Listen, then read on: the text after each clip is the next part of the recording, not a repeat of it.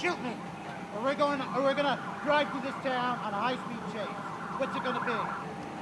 We got more units coming, so keep that gate open. You need to get out of the vehicle. I'm going to pull this gun out and I'm gonna blow your head off.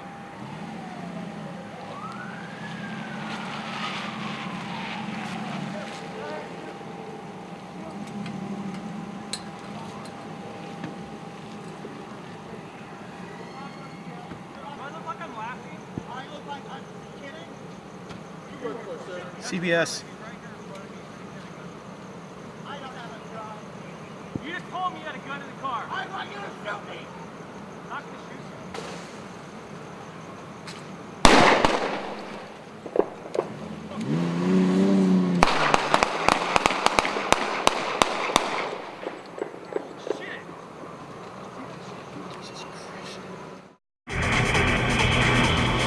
Observed from a distance, the Las Vegas Strip is seen as an oasis of neon, of beauty and attractions. But actually walking on it, well, the Strip lives up to its anything goes reputation.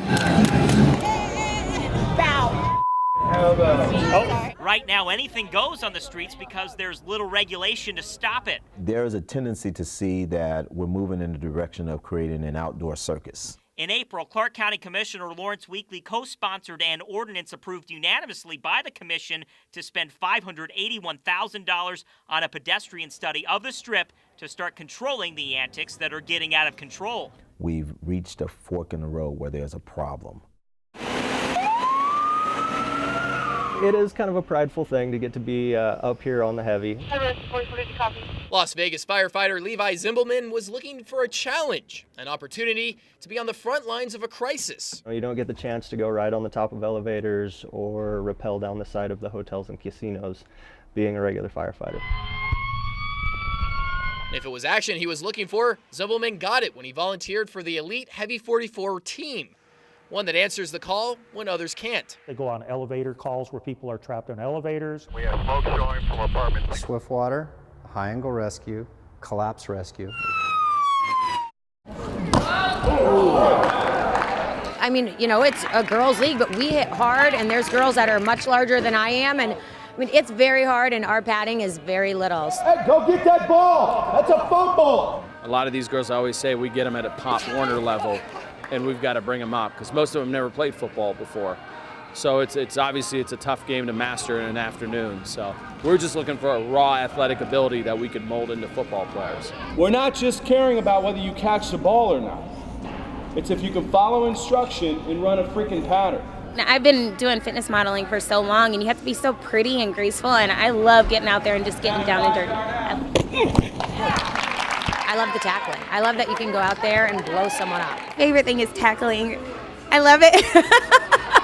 I'm just ready for them to say go or blitz. We don't have a lot of sports come here. I mean, we have college basketball and football and all that, but I think it's about time, and might as well start with the ladies. Go! And let's do it.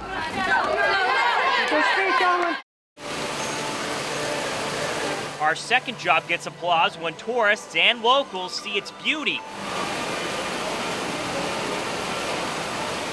8,000 flowers are planted and maintained at the Bellagio Conservatory, and it takes a staff of 12 gardeners like Susie French and Marianne Taylor, who start their day at 5 a.m. to make these colors pop. Well, you have to enjoy flowers, of course. You have to know a little bit about plant material, and you have to be really enthusiastic and maybe a little flexible. A background in horticulture is what's needed. This job gets down and dirty, but it's not as messy as some might think. It's not a big bed of dirt here. These are individual potted plants, and I think that's something a lot of people probably don't realize when they come and see this thing. Yes, everything is potted, and everything sits on bins with these mulch rubber tires. Taking flowers out and replacing them is kind of a snap. I'm so impressed with my work, I snapped a photo, but the job's far from done. Yeah, we have the hose here, so I just have to pull it up.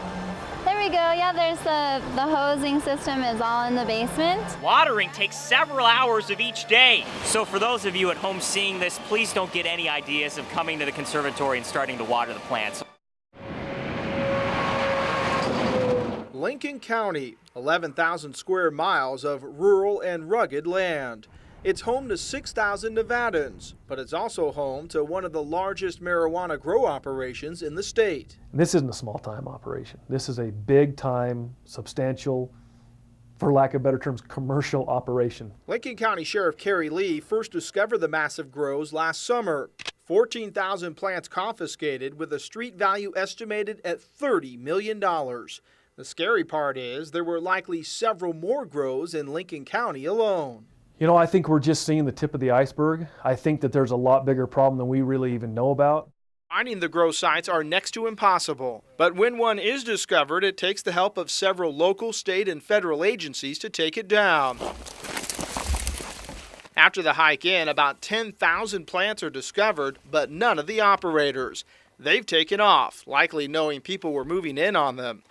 The scene is spread over about a half-mile area with a complex irrigation system in place. You've got a natural spring that runs down through this canyon. They're capturing the flow of that stream into this makeshift reservoir here, and they've got a gas-powered pump that's pumping it on up, probably over a quarter of a mile up to the grow. They build 500 to 1,000 gallon water holes, dig them out, and they use that for little water basins, and then they can water each plant individually. Those plants, about 4 feet high, net roughly $2,500 a piece. But not this pot. It's being uprooted or chopped at the base, then hauled off to trailers. Some will be kept for evidence, the rest taken to a landfill where it will be destroyed and buried. It was a good day for law enforcement, 2 pot farms destroyed, but nobody knows how many more are still out there. The hunt will continue. We're not going to put up with it. We're going to find them, we're going to root them out, and we don't want them in Lincoln County. Hello, Las Vegas. This is Lieutenant Colonel Keith Cunningham, Brandenburg 1. What an honor it is for us to complete our 2010 show season in front of our hometown crowd. Thunderbirds, let's let them up. Oh, you hear it, buddy? Sweet. I see the fire. Yeah. Look at the jet. Look how fast it goes.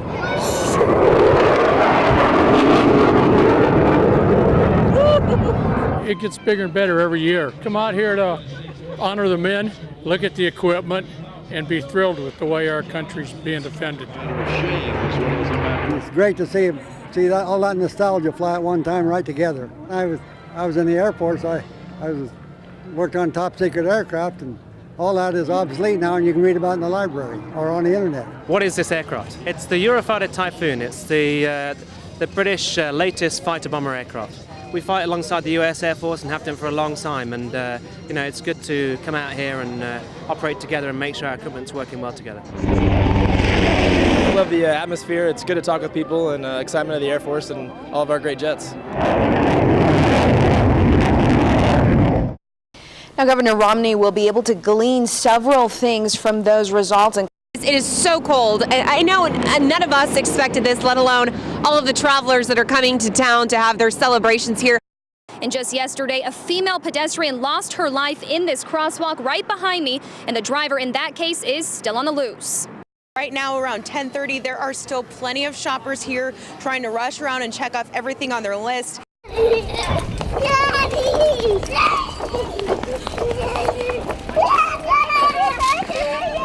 What's that for me? Come in here, give me a hug.